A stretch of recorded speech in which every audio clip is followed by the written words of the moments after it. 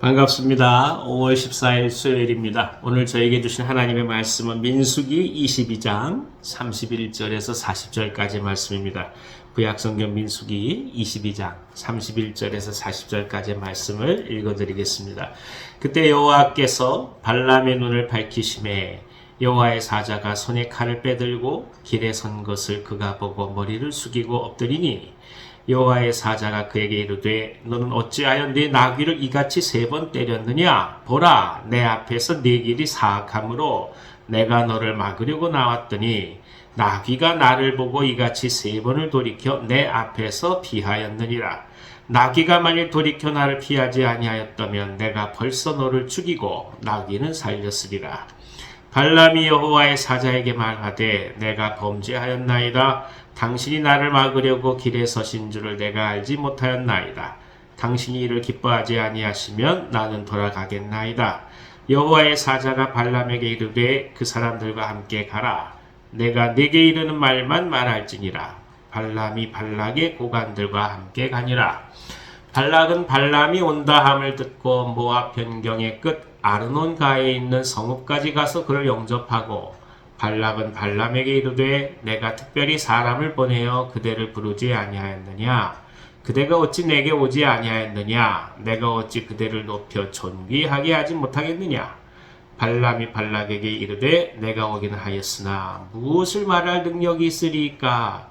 하나님이 내 입에 주시는 말씀 그것을 말할 뿐이니이다. 발람이 발락과 동행하여 기럇 후솥에 이르러서는 발락이 소와 양을 잡아 발람과 그와 함께한 고관들을 대접하였더라. 아멘. 아멘.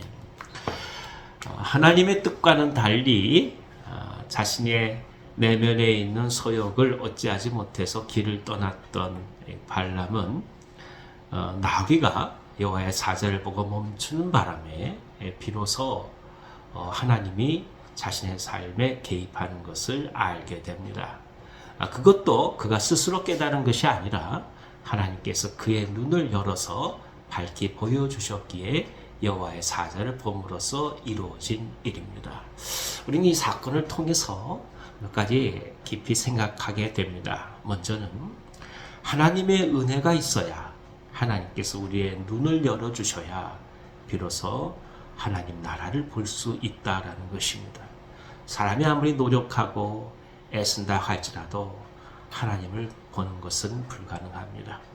예수 그리스도의 은혜, 십자가의 사랑, 그리고 우리를 향한 하나님의 구원의 그 놀라운 계획들은 결국 하나님께서 성령을 통하여 우리의 눈을 열어주시지 않고서는 우리가 깨달을 수 없는 것들입니다.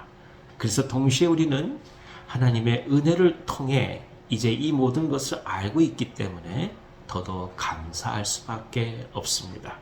오늘 우리가 주님을 알게 된 것, 하나님의 역사를 사모하게 된 것, 세상 그 모든 것보다도 주님의 사랑을 귀히 여기시는 것 그조차 우리의 힘이 아닌 하나님의 은혜로 비롯되었다는 것을 우리는 이 말씀을 통해서 먼저 고백하게 됩니다.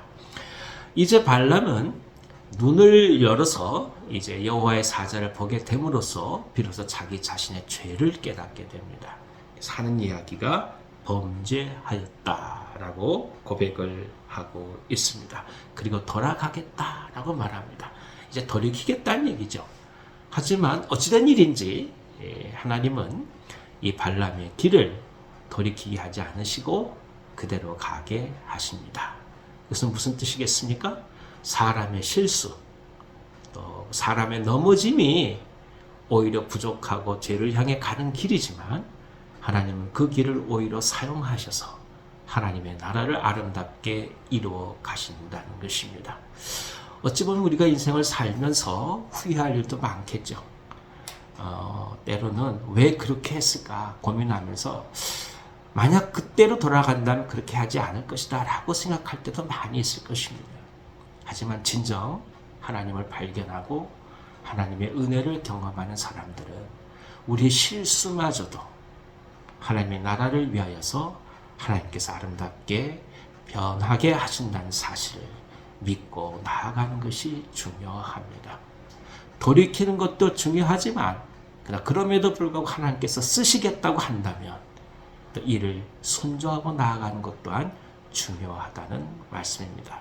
이것이 오늘 우리 가운데 희망입니다.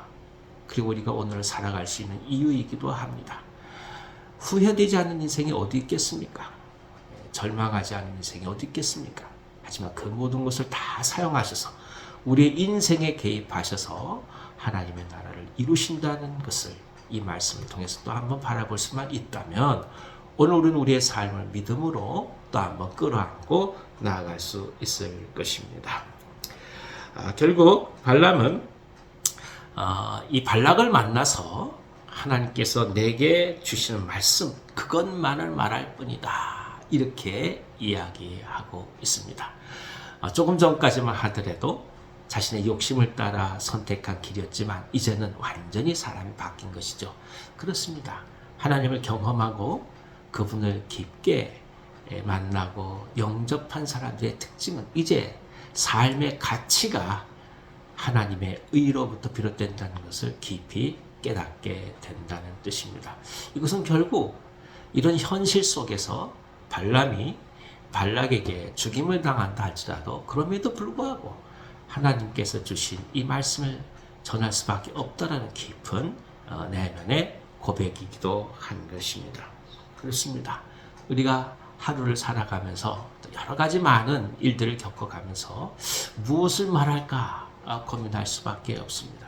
이런 상황에서는 어떻게 얘기할까? 또 저런 상황에서는 어떻게 얘기할까?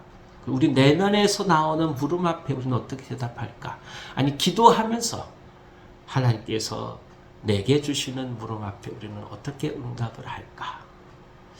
다른 무엇보다도 하나님께서 우리 입에 주시는 말씀을 따라 삶에 응답해가는 우리 모두가 되기를 기원합니다. 생각도 많고 손익의 계산도 많겠죠. 어느 경우에는 이렇게 하면 과연 옳을까 고민도 많이 되겠죠. 그러나 그 모든 기준은 결국 하나님께서 우리 입에 주시는 말씀이 있습니다. 다시 말하면 진리의 방향 그리고 말씀의 가치 구원의 생명을 따라 오늘 우리가 우리 입술에서 나올 말들을 결정하고 그리고 하나님의 은혜 가운데 맡기는 그런 소중한 우리들의 결단이 있기를 기원합니다. 다른 어떤 것보다도 하나님의 말씀이 있어야 합니다. 다른 무엇보다도 그 하나님의 말씀이 우리의 입에 있다고 한다면 많은 유혹 앞에서도 흔들리지 말고 담대히 선포하며 오늘 우리에게 주어진 삶을 오롯이 걸어간 은혜가 우리 모두 가운데 가득하기를 기원합니다. 주님의 이름으로 축복합니다. 주님의 사랑으로 사랑합니다. 힘있게 걸어가십시오. 뒤돌아보지 말고 하나님의 말씀에 따라 그 입술에 두신 말씀을 의지하여 오늘도 승리하는 우리 모두 되기를 간절히 기원합니다. 기도하겠습니다. 하나님 아버지, 발람의 눈을 열어서 가야 될 길을 보게 하시고 발람의 실수를 사용하셔서 오히려 하나님의 일을 이루시는 당신의 경륜을 찬송합니다. 우리 인생 가운데 세우신 당신의 경륜이 있사오니 우리가 매 순간 넘어지고 쓰러지고 후회할 때마다 오히려 하나님의 이끄심에 대하여 순종하게 하시고 오늘 우리들의 삶을 통해서 역사하신 하나님의 나라를 기억하며 온전히 믿음으로 나아갈 수 있도록 인도하여 주시옵소서. 많은 선택의 길 가운데서 무엇을 선택하며 나아갈지 망설이게 할 수밖에 없을 때에 오직 주의 말씀에 의지하게 하여 주셔서 주의 말씀이 우리 입술 가운데 증거되는 그대로 우리가 믿음으로 선택할 수 있도록 은총을 베풀어 주시옵소서. 이 나라를 굽어 살펴 주시옵시고 병상 가운데 아파하는 종들 가운데 함께하여 주셔서 주님 회복의 은혜를 내려 주시옵시고 깨끗이 나음을 허락하여 주옵소서. 하루를 기쁨으로 맡기며 나아갑니다. 소중한 하루가 되게 하여 주시고 하나님의 영광만이 드러나게 하여 주옵소서. 예수님의 이름으로 감사하며 축복하고 기도하옵나이다. 아멘. 아멘. 오늘 하루도 승리하시기 바랍니다.